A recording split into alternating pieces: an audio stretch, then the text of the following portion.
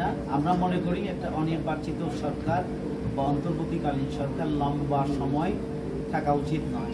রাষ্ট্রের গুরুত্বপূর্ণ প্রয়োজন পূরণের জন্য একটা অচল অবস্থা থেকে একটা রেগুলার অবস্থায় নিয়ে যাওয়ার জন্য যে সময়টুকু দরকার, যত দ্রুততম সময়ের মধ্যে সম্ভব একটা নিয়মতান্ত্রিক গণতান্ত্রিক সরকারের হাতেই রাষ্ট্রের ক্ষমতা যাওয়া উচিত, তার জনগণের অংশীদারিত্ব থাকবে।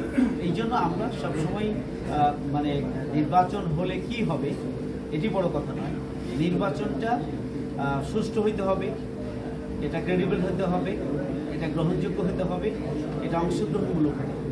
এই কাজটি নিশ্চিত করাটা হচ্ছে একটা বড় চ্যালেঞ্জ।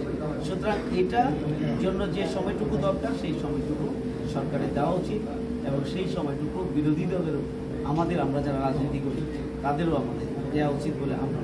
নির্বাচনী কাজ আমাদের নিয়মিত কাজের অংশ। এই কাজ আমরা নির্বাচনের তারিখ ঘোষণার পরে বা আগের সাথে এটা সম্পর্কিত নয়।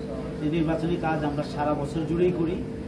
নির্বাচন কাছে আসলে এই কাজটা বেড়ে যায়, কিন্তু সবসময় আমরা নির্বাচনী কাজ করি এবং নির্বাচনের জন্য আমাদের প্রস্তুতি আছে এবং আমরা আমাদের আভ্যন্তরীণ কার্যক্রম এবং উন্মুক্ত কার্যক্রম উভয় দিক থেকেই আমরা নির্বাচনের প্রস্তুতি গ্রহণ করছি।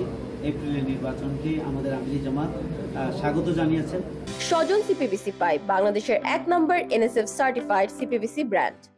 তবে তিনি বলেছেন যদি একটা লেভেল প্লেইং ফিল্ড তৈরি করতে হবে, এটা প্রশাসনকে নিশ্চিত করতে হবে, নির্বাচন কমিশনকে এটা নিশ্চিত করতে হবে। তিনি বলেছেন যে আমরা যে নির্বাচন কমিশনের সংস্কার সহ গুরুত্বপূর্ণ সংস্কারগুলোকে সম্পাদন করতে হবে এবং তিনি বলেছেন যে বিচারিক কার্যক্রমকে এগিয়ে নিতে হবে। এই সমস্ত শর্তগুলো পূরণ করে সরকার এপ্রিলে মাঝামাঝি সময়ে যদি এগুলোকে এগিয়ে নিয়ে নির্বাচন দিতে পারেন তাহলে সেই নির্বাচন জনগণের কাছে গ্রহণযোগ্য হতে পারে। নচেত আরেকটি প্রশ্নবিদ্ধ নির্বাচন নতুন করে বাংলাদেশের সামগ্রিক পরিস্থিতিকে আবারও পিছনের দিকে নিয়ে যাবে। এই জন্য এগুলো নির্বাচনের আগে, যে ঘোষিত ডেটের আগে এই সমস্ত বিষয়গুলোকে সামনে রেখে সরকারের দ্রুত পদক্ষেপ গ্রহণ করা দরকার। আমরা খুবই আশাবাদী যে অনেকগুলো বিষয়ের সাথে রাজনৈতিক দলগুলো এখন দ্বিতীয় পর্যায়ে এসে একমত হয়েছে। এই জন্য হয়তো অনেকগুলো বিষয় সংস্কারের সাথে রিলেটেড বিষয়গুলো খুব কম সময়ের মধ্যেই সম্পাদন হবে।